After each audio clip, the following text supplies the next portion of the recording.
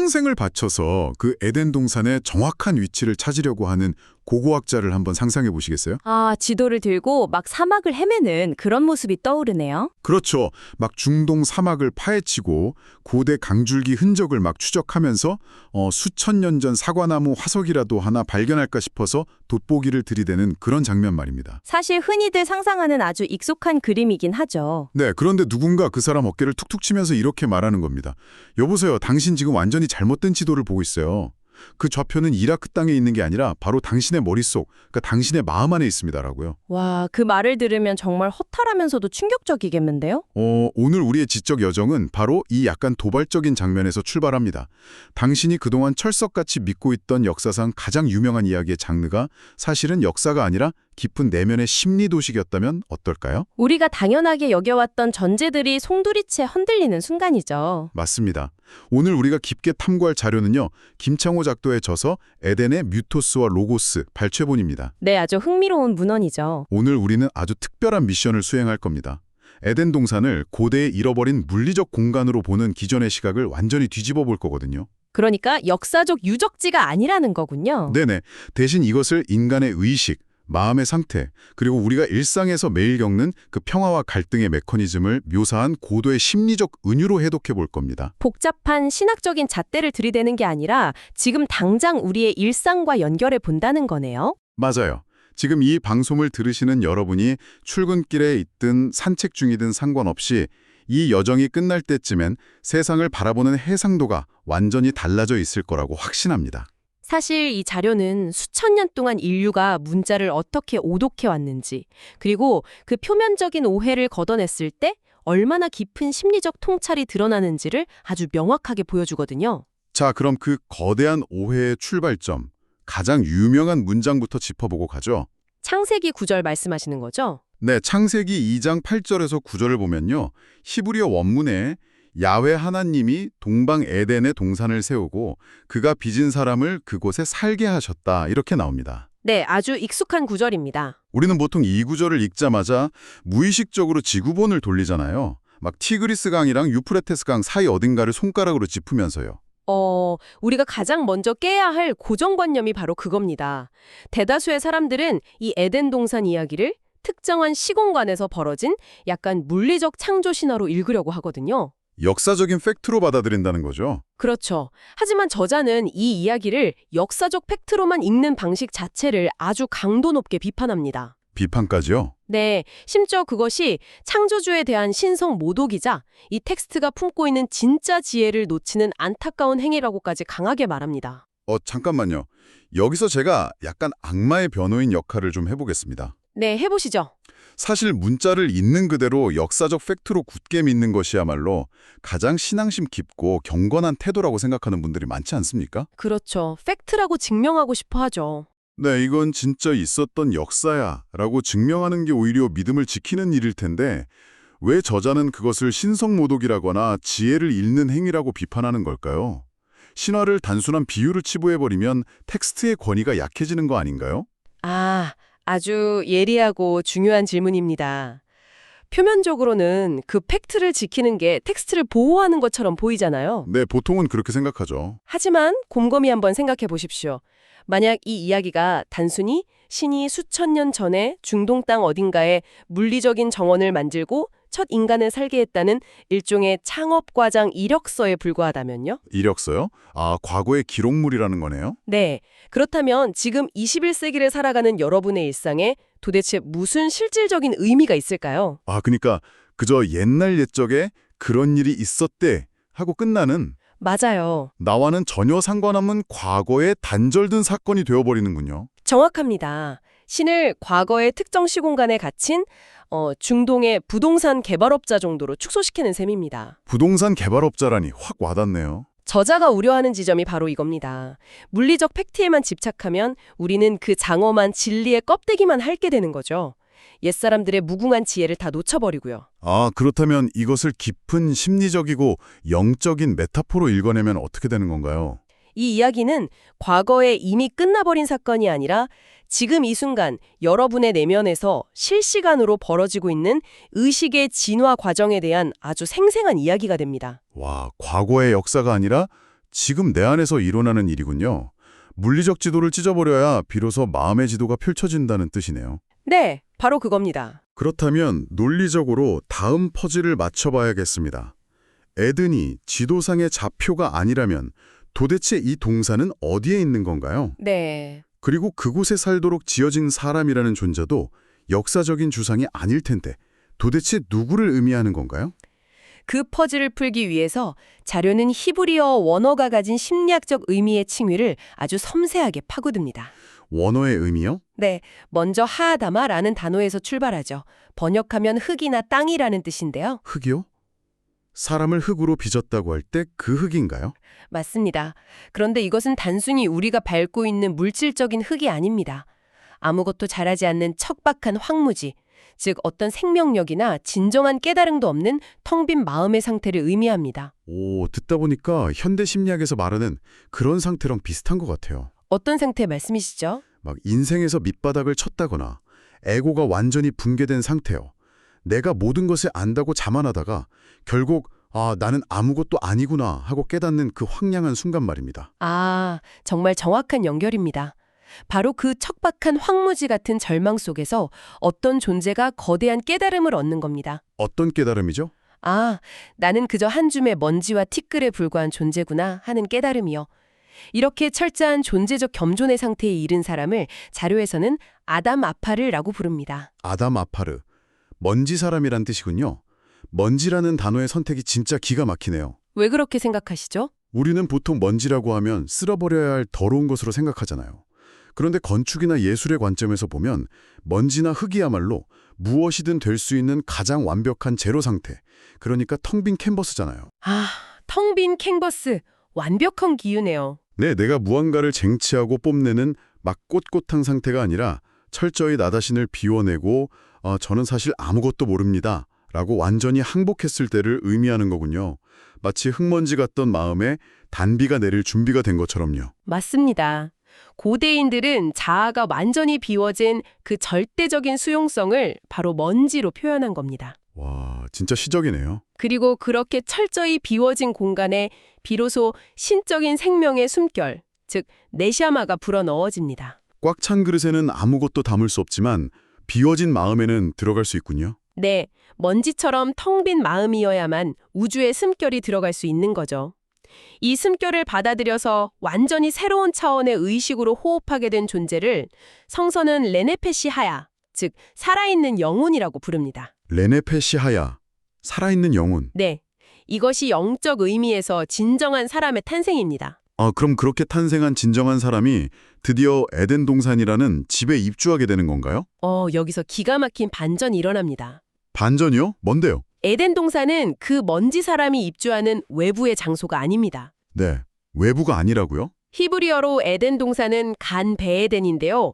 이를 직역하면 기쁨 안에 있는 동산, 즉 기쁨의 정원입니다. 기쁨의 정원이요? 다시 말해 생명의 숨결을 부여받은 그 사람의 내면 상태 자체가 바로 에덴 동산입니다. 그러니까 내가 그 동산에 이사가서 사는 게 아니라 내 마음 자체가 황무지에서 기쁨의 정원으로 피어나는 거군요. 바로 그겁니다. 와, 내가 곧 동산이고 동시에 그 동산을 가꾸는 동산직인 셈이네요. 그렇습니다. 당신의 의식 상태가 곧 공간을 결정한다는 아주 주체적인 메시지죠. 이거 정말 흥미로운데요? 그럼 이 비유를 좀 더 끝까지 밀어붙여보죠. 네, 좋습니다. 우리의 마음이 기쁨의 정원, 즉 에덴 동산이라면요. 성서에서 막 동산 한가운데 가득하다고 묘사한 나무들 있잖아요. 보기에 아름답고 먹기에 좋은 각종 나무들 말이죠. 네, 그건 도대체 뭡니까? 우리 마음속에 진짜 사과나무나 무화과나무가 물리적으로 자랄 리는 없잖아요. 단순히 조경을 예쁘게 꾸며놨다는 뜻은 아닐 텐데요. 이 의문을 해소하기 위해서 저자는 구약 성서의 아가서 4장을 아주 강력한 증거로 가져옵니다. 아가서요? 그건 솔로몬의 사랑 노래 아닌가요? 맞습니다. 남녀의 사랑을 노래하는 시의 형식을 빌려서 깊은 영성을 표현한 책이죠. 여기서 화자는 신부의 내면적인 아름다움을 묘사하면서 그녀를 잠근 동산이요 덮은 우물이라고 부릅니다. 사람을 동산에 비유했군요. 네, 그리고 그녀의 동산에서 석류나무, 몰약, 침향 같은 온갖 귀한 과수와 향품이 자란다고 노래하죠. 아, 이것도 식물학이나 농업에 관한 이야기가 아니네요. 전혀 아니죠. 문학적인 메타포입니다. 생각해보면 나무나 향품은 하루아침에 뚝딱 만들어지는 게 아니잖아요. 씨앗이 뿌려지고 매서운 비바람을 견디면서 아주 천천히 자라나서 마침내 열매를 맺고 향기를 뿜어내죠. 네, 오랜 시간이 필요하죠. 인간의 인내, 지혜, 사랑 같은 내면의 아름다운 미덕들도 공장에서 뚝딱 찍어낼 수 없고 오죽 오랜 시간을 거쳐서 천천히 길러지는 것들인데 고대인들이 그 과정을 식물의 성장에 빗댄 거네요. 와, 아주 훌륭한 해석입니다. 물리적인 과수원이 아니라 깨어있는 사람의 내면에서 오랜 시간 싹트고 자라나는 거룩한 성품들을 그 눈부신 문학적 메타포로 표현한 것이죠. 에덴 동산의 나무들도 정확히 이런 의미겠군요. 네, 같은 맥락으로 증명되는 겁니다. 아, 이 관점을 적용하니까 아가서의 다음 구절이 진짜 소름 돋게 다가옵니다. 어떤 구절이죠? 북풍아 일어나라, 남풍아 오라. 나의 동산에 불어서 향기를 날리라. 라는 구절이 있거든요. 아, 유명한 구절이죠. 만약 거기가 진짜 물리적인 과수원이라면요. 매서운 북풍이 불어닥치는 건 농사를 다 망치는 엄청난 재난일 겁니다. 농부 입장에서는 끔찍하죠. 하지만 이게 내 마음의 정원이라면 얘기가 달라지잖아요. 우리 일상에서 불어닥치는 시련, 실패, 고난 같은 매서운 바람들이 결국엔 나를 망치는 게 아니라 망치는 게 아니라 내 안에 깊이 감춰서 있던 지혜와 인내의 거룩한 향기를 세상 밖으로 진동하게 만들어주는 일종의 고마운 바람이 된다는 뜻이잖아요. 바로 그 지점이 이 자료가 주는 엄청난 위로이자 통찰입니다. 고난과 시련을 바라보는 패러다임 자체가 완전히 뒤집히는 거죠. 진짜 위로가 되네요. 일산의 고난을 새로운 시각으로 보게 됩니다. 거센 바람을 맞아야만 침향의 냄새가 퍼지듯이 우리의 에덴 동산도 시련이라는 바람을 통해 그 기쁨의 향기를 완성해 나가는 겁니다. 와, 그리고 자료는 이 동산이 세워진 위치에 대해서도 영적인 해독을 하는데요. 위치요. 아까 성경 구절에 동방 에덴에 동산을 세웠다고 했었죠. 네, 그 동방이 히브리어로 미케뎀입니다. 미케데며. 보통은 그냥 나침반의 동쪽, 그러니까 이라크나 메소포타미아를 가리키는 지리적 단어로 쓰이지 않나요? 표면적으로는 그렇게 해석해 왔죠. 하지만 영적인 의미에서 미케뎀은 단순히 나침반의 동쪽이 아닙니다. 해 돋는 곳 또는 옛적부터라는 깊은 뜻을 품고 있죠. 해돋는 곳. 네, 고대 이스라엘 사람들의 심누적 지리에서 동쪽은 태양이 떠오르는 곳, 즉 순수한 빛과 성전의 가장 깊은 곳인 지성소를 의미했습니다. 아, 그렇다면 동방에 에덴이 있다는 건 물리적 지리가 아니라는 거군요. 전혀 아닙니다. 우리의 마음이 편견도 사심도 에고의 조작도 없는 절대 순수의 상태를 향해 있다는 겁니다. 동양 철학으로 치면 그 무국의 상태 같은 거네요. 정확합니다. 순수 창조 에너지를 향해 완벽하게 열려있는 깨어있는 의식이죠. 우리 내면 가장 깊은 곳의 지성소를 향해 의식이 정렬되어 있을 때 비로소 그곳이 에덴이 된다는 의미입니다. 와, 수천 년 전의 텍스트가 이렇게 정교한 인간 심리와 의식의 지도를 그리고 있었다니 정말 놀랍습니다. 알면 알수록 경이롭죠. 자, 그렇다면 이제 우리는 오늘 심층 탐구의 클라이막스에 다다랐습니다. 동산에 대한 전체적인 구조는 이해했어요. 하지만 아주 거대한 코끼리가 한 마리 남아있죠. 아, 어떤 건지 알 것 같습니다. 바로 동산 한가운데 있다는 가장 유명한 상징, 생명나무와 선악을 알게 하는 나무, 즉 선악과입니다. 가장 결정적인 질문이네요. 이것들은 도대체 우리 마음속에서 어떻게 작동하고 있는 겁니까? 이 모든 게 무슨 의미일까요? 이 대목에서 아마 여러분의 머릿속을 완전히 헝클어 놓을, 그리고 동시에 가장 깊은 깨달음을 줄 충격적인 분석이 등장합니다. 충격적인 분석이요? 긴장되는데요? 우리는 늘 동산 한가운데에 생명나무와 지식나무, 이렇게 두 그루의 나무가 나란히 서 있다고 상상해 왔습니다. 네, 보통 그림책에서도 나무 두 그루를 그리잖아요. 하지만 저자의 핵심적인 통찰은 이렇습니다. 생명나무와 지식나무는 본질적으로 두 그루가 아니라 하나의 나무라는 겁니다. 잠깐만요. 제 머릿속이 좀 복잡해지는데요? 하나의 나무라고요? 네. 아니, 창세기 텍스트를 읽어보면 분명히 생명나무, 선악나무 이렇게 이름이 두 개로 분리돼서 등장하잖아요. 나무 자체가 두 개로 존재하는 것이 아니라요. 그 나무를 바라보는 사람의 시선이 두 가지로 나뉘는 겁니다. 아, 나무는 하나인데 보는 눈이 다르다. 동산 중앙의 이 하나의 나무는 우리 내면의 가장 핵심적인 진리, 혹은 삶에서 마주하는 어떤 현상, 그 자체를 상징합니다. 문제는 우리의 눈을 가리고 있는 두꺼운 휘장이 있습니다. 휘장이요? 마음의 눈을 가리는 안대나 색안경 같은 건가요? 정확한 비유입니다. 자료는 이 휘장을 타자로부터 주입된 도그마와 자기 자신의 이기적 욕망이 결합해서 만들어진 선입관이라고 정의합니다. 도그마와 이기적 욕망으로 짠 색안경이군요. 네, 자아가 너무 강해서 이 두꺼운 편견의 휘장을 덮어 쓴 사람에게는 본질인 생명나무가 전혀 보이지 않습니다. 그럼 뭐가 보이나요? 그들의 눈에는 오직 대상을 쪼개고 분석해서 이것은 내게 이로우니 선이고 저것은 내게 해로우니 악이다 라고 끊임없이 재단하는 지식의 나무, 즉 선악의 나무로만 그 현상이 인식되는 겁니다. 아, 그게 어떻게 작동하는지 확 와닿게 제가 현실적인 예를 하나 들어볼게요. 네, 좋습니다. 만약 제가 내일 회사에서 갑자기 해고를 당했다고 가정해보죠. 해고라는 사건 자체는 그냥 가치 중립적인 팩트잖아요.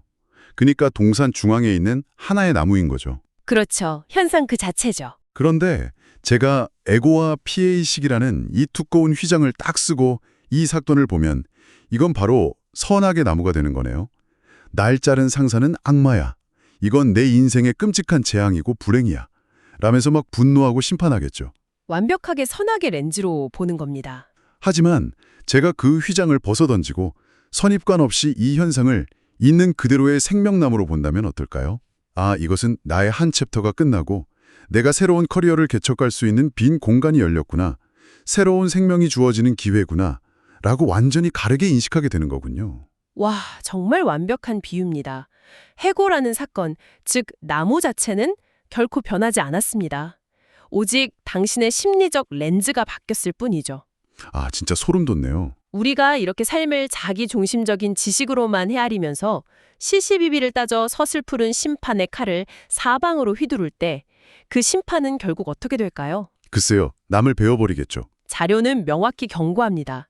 그 선악의 잣대는 상대를 정죄하는 데 그치지 않고 결국 자기 자신의 내면마저 갈기갈기 찢어놓는 사망의 길이라고 차분하고 설득력 있게 말해줍니다. 사망의 길이요? 일상에서 우리가 얼마나 자주 그 칼을 춤추듯 휘두르고 사는지 돌아보게 되네요. 사실 매일 그러고 있죠. 네, 당장 정치 뉴스를 보면서 막 분노하고 직장 동료를 뒤에서 험담하고 심지어 가장 가까운 가족에게조차 당신은 틀렸어. 내 방식이 무조건 맞아. 라면 끊임없이 선악과를 따먹고 있잖아요. 맞습니다. 우리는 그게 세상을 올바르게 교정하는 일이라고 착각하지만 실제로는 내 마음속 기쁨의 정원, 즉 그 아름다운 에덴을 나 스스로 쑥대밭으로 만들고 있었던 거네요. 정말 뼈아픈 진실입니다. 저자는 이 두 가지 시선을 극명하게 대비하기 위해서 자료에 생생한 비유를 하나 제시하는데요. 어떤 비유죠? 두 사람이 같은 공간에서 똑같이 맷돌을 갈고 있습니다. 맷돌이요? 현대인으로 치면 아침 9시부터 저녁 6시까지 똑같은 사무실에 앉아서 이메일을 보내고 엑셀 작업을 하는 것과 같죠. 겉보기엔 똑같은 일상을 살고 있습니다. 네네. 하지만 한 사람의 내면은 하늘의 의식, 즉 생망의 숨결과 하나가 되어서 구만리장천을 새처럼 자유롭게 날아다니며 일의 기쁨을 누립니다. 바로 생명나무를 보는 자죠. 아, 멋지네요. 반면 다른 한 사람은 자기가 가진 그 알량한 선악의 지식에 얽매여서 땅에 배를 깔고 엎드린 채 왜 나만이 고생을 해야 해? 저 동료는 왜 저렇게 일을 못해? 하면서 끊임없이 시시비비리 가리고 심판하는 데에만 몰두합니다. 와, 맷돌을 가는 행위 자체는 똑같은 패트인데 한 명은 생명으로 날아다니는 천국에 있고 다른 한 명은 선악을 나누는 지옥에 있군요. 그렇습니다. 결국 이 문헌이 여러분에게 던지는 질문은 아주 날카롭고 단순 명료합니다. 어떤 질문일까요? 당신은 지금 어떤 렌즈를 끼고 세상을 그리고 당신 자신을 바라보고 있습니까? 모든 것을 살리고 포용하는 생명의 시선입니까? 아니면 끊임없이 쪼개고 정죄하는 선악과 심판의 시선입니까? 아, 정말 깊은 성찰을 이끌어내는 질문이네요. 에덴 동산 이야기는 수천 년 전 조상들의 실수가 기록된 고문서가 아닙니다. 바로 지금 오늘 하루 당신의 마음 세계를 천국으로 만들 것인지 지옥으로 만들 것인지를 결정하는 렌즈가 무엇인지 묻는 아주 정밀한 심리 진단서입니다. 심리 진단서? 나는 먼지와 티끌과 다를 바 없다는 철저한 존재적 겸손 위에서 생명의 호흡을 할 것인가? 아니면 이기적인 도그마에 닫혀 심판의 칼을 휘두를 것인가? 네. 이 동산을 기쁨으로 채울지 아니면 다시 황무지로 내버려 둘지는 온전히 동산지기인 우리 자신에게 달려있다는 뜻이죠. 자, 이제 쉼없이 달려온 우리의 대화를 갈무리해 볼 시간입니다. 네, 벌써 그렇게 됐네요. 오늘 우리는 역사상 가장 흔하게 오해받아온 에덴 동산 이야기의 좌표를 중동의 지도가 아니라 인간의 내면으로 완전히 옮겨왔습니다. 아주 성공적인 이동이었죠. 스스로 먼지의 불과함을 인정하면서 자아를 텅 비워낼 때 우리는 비로소 신적인 숨결을 받아 기쁨의 정원, 즉 에덴으로 피어난다는 것을 배웠습니다. 맞습니다. 또 인생의 매서운 바람은 내면의 향기를 퍼뜨리는 은혜가 되고 선악을 나누는 심판의 렌즈를 벗어던질 때 우리는 만물을 살리는 생명나무를 발견하게 된다는 것도요. 물리적 공간에 갇혀있던 진리를 해방시켜서 우리의 일상이라는 실존적 무대 위로 끌어올린 아주 의미 있는 탐구였습니다. 네. 그래서 마지막으로 이 깊은 대화의 끝에서 여러분에게 하나의 도발적인 사유를 던지고 싶습니다. 어떤 생각거리일지 기대되네요. 우리는 흔히 에덴 동산에서 쫓겨났다는 그 신라곤의 사건을요, 신의 말을 듣지 않아서 특정 장소에서 쫓겨난 역사적인 형벌로만 상상해 왔습니다. 모두가 그렇게 알고 있죠. 하지만 만약 그 추방이라는 것이 물리적인 공간의 이동이 전혀 아니었다면 어떨까요? 우리가 타인을 향해 손가락질하면서 네가 틀렸고 내가 옳다며 서슬푸른 선악의 심판을 시작한 바로 그 순간, 바로 그 판단의 순간에 네, 우리 내면의 기쁨이 단절되어 버리는 아주 심리적이고 즉각적인 추락, 그것이 바로 신라권의 진짜 의미라면 어떨까요? 와, 그렇다면 정말 반대도 완벽한 진실이 되겠네요. 그렇죠. 당신이 지금 물리적으로 어떤 좁은 광에 있든 직장에서 얼마나 고단한 맷돌을 갈고 있든 상관없이 말입니다. 네. 오늘 당장 나를 올가매는 도그마와 누군가를 향한 뾰족한 심판의 잣대를 탁 하고 내려놓는 그 작은 행위 하나만으로도 마음의 전환 하나만으로도 당신은 바로 지금 이 순간 잃어버렸던 당신 내면의 눈부신 에덴 동산 안으로 다시 걸어 들어갈 수 있는 것 아닐까요? 정말 아름답고 힘있는 결론입니다. 오늘 하루 당신의 마음이라는 동산 중앙에 어떤 시선의 나무를 가꾸고 있는지 깊이 곱씹어 보시길 권합니다. 오늘의 심층 탐구는 여기서 마칩니다. 네, 함께 해주셔서 감사합니다. 여러분의 내면에 늘 맑고 향기로운 바람이 불기를 바랍니다. 계속 탐구하고 내면의 소리에 귀 기울이세요. 안녕히 계세요.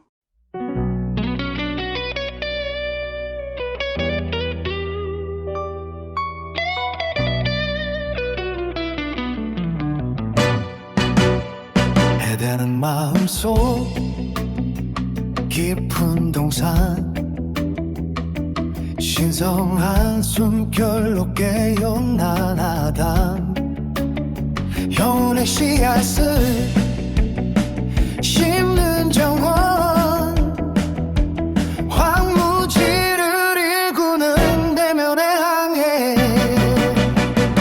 생명나무 선악의 갈림길 보는 눈에 따라 달라진 길 심판의 그림자 생명의 빛 선택은 너의 마음속에 되는 상징이야 고대의 노래 영혼을 경작하며 찾는 길 신성한 빛으로 물든 마음 에덴은 영원한 내 안의 동산 중앙에 선두나무 인간의 눈에 비친 두 가지 생명의 관점 심판의 그늘 너의 선택이 영혼을 빛내